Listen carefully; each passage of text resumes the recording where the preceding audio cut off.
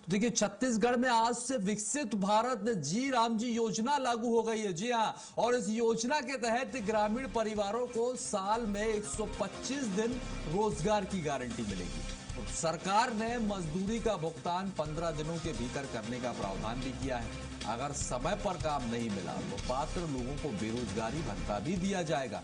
योजना के लिए राज्य सरकार ने, आपको बता दें कि 2026-27 के बजट में 4000 करोड़ रुपए का प्रावधान किया है और इसमें जल संरक्षण, सिंचाई, ग्रामीण सड़क, वृक्षारोपण समेत 318 ऐसे तरह के विकास कार्य हैं जो शामिल हैं। ग्राम सभा विकास कार्यों की योजना भी तैयार करेगी। डिजिटल निगरानी के जरिए योजनाओं को पारदर्शी और जवाबदेह बनाने पर सरकार का खास फोकस रहेगा। तो ये बहुत बड़ी खबर है और एक ये समझ लीजिए ग्रामीणों के लिए तो ये बड़ी खुशखबरी भी है।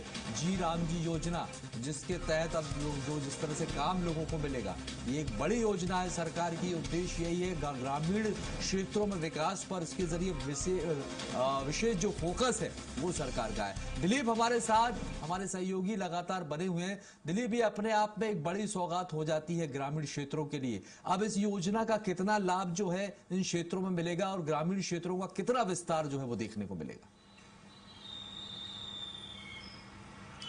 जी बिल्कुल। पहले यह योजना महात्मा गांधी ग्रामीण रोजगार गारंटी के तहत था, मनरेगा के रूप में यह योजना संचालित हो रही थी, जिसे केंद्र सरकार ने अब इसे बदलकर विकसित भारत रोजगार एवं आजीविका मिशन ग्रामीण के रूप में किया है, यानी वीबी जी राम जी के रूप में इसको परिवर्तित किया है। और इसमें काफी फेरबदल किए गए हैं। इसमें पहले 100 दिन का रोजगार मिलता था, अब इसको बढ़ाकर 125 दिन की रोजगार गारंटी की बात कही गई है। पहले 100 दिन के रोजगार में भी बहुत बार ये होता रहा है, औसतन रोजगार छत्तीसगढ़ की बात करें तो 35 से 40 दिन ही मिल रहा था, लेकिन इसमें किसी तरह की कोई बाउंडेशन नहीं था। इस बार बाउंडेशन किए गए हैं। अगर 125 दिन का रोजगार उपलब्ध नहीं हो पाता मजदूरों को, जिनके मनरेगा कार्ड बने रहेंगे, वीबी जी राम जी कार्ड जिनका बना है, अगर उन्हें 125 दिन तक रोजगार नहीं दे पाती सरकार तो उन्हें बेरोजगारी भत्ता का भी उसमें प्रावधान किया गया। ये बड़ी बात है। और दूसरी बड़ी बात यह है कि इसके लिए छत्तीसगढ़ सरकार ने 4000 करोड़ रुपए का अपने बजट में प्रावधान कर दिया है। यानी क्योंकि ये वीबी जी राम जी है, वो केंद्र राज्य की ओर से संचालित योजना के रूप में इसे विकसित किया गया है, तो निश्चित तौर पे इसमें 60% केंद्र राशि देगी और 40% राज्य को इसमें अपना योगदान देना होगा।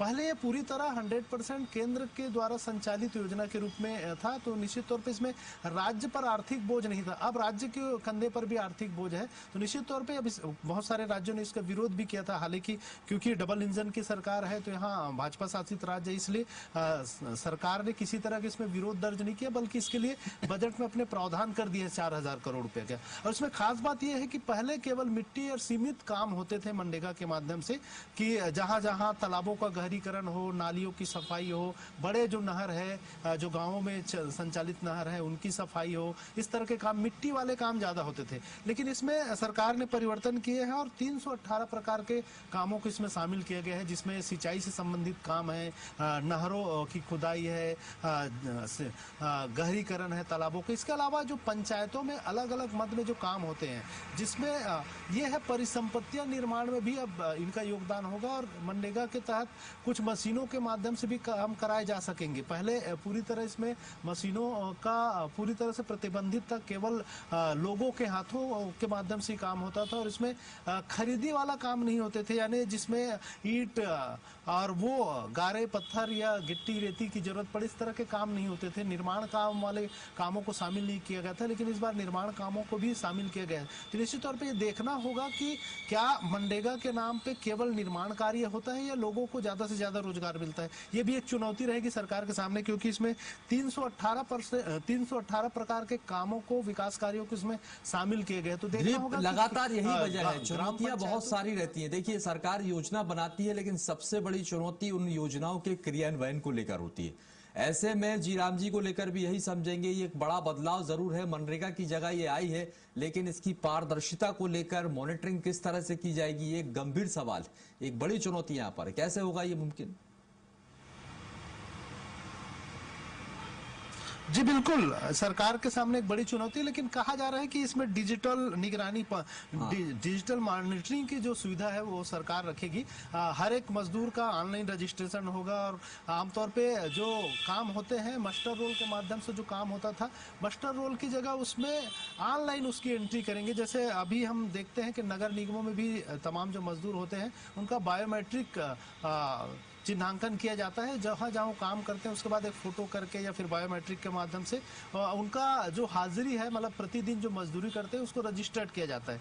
इसी तरह इसमें भी प्रावधान किए जाएंगे। हालांकि इसका अभी बहुत ज्यादा डिटेल्स नहीं आ पाया है, लेकिन सरकार का ये कहना है कि तकनीकी रूप से भी इसे पारदर्शिता बढ़ाने के लिए डिजिटल प्लेटफॉर्म का ज्यादा से ज्यादा यूज किया जाएगा।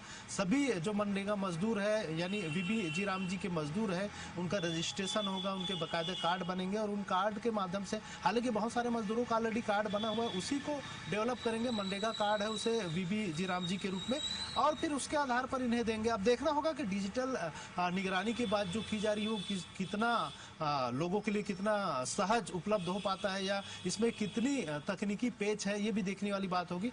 अब एक बड़ा चैलेंज तो रहेगा, लेकिन कोई भी नई योजना आता है तो एक चुनौती तो रहती है जो प्रशासनिक अमला उनके लिए। लेकिन सरकार का जिस तरह से एक इसके प्रति जो संवेदनशीलता दिखाई है और बजट में जिस तरह से प्रावधान किए गए हैं 4000 करोड़ रुपए का, तो निश्चित तौर पे छत्तीसगढ़ सरकार की गंभीरता इसमें दिख रही है और आने वाले समय में मनरेगा मजदूरों को इसका लाभ जरूर मिलेगा। जी चलिए, शुक्रिया दिलीप जानकारी साझा करने के लिए। तो ये बड़ी खबर है और आज से एक बड़ी सौगात है। आपको बता दें, जिस तरह से जी राम जी योजना जो आने वाली, इससे कहा जा रहा है कि ग्रामीण क्षेत्रों में विकास होगा, विस्तार होगा।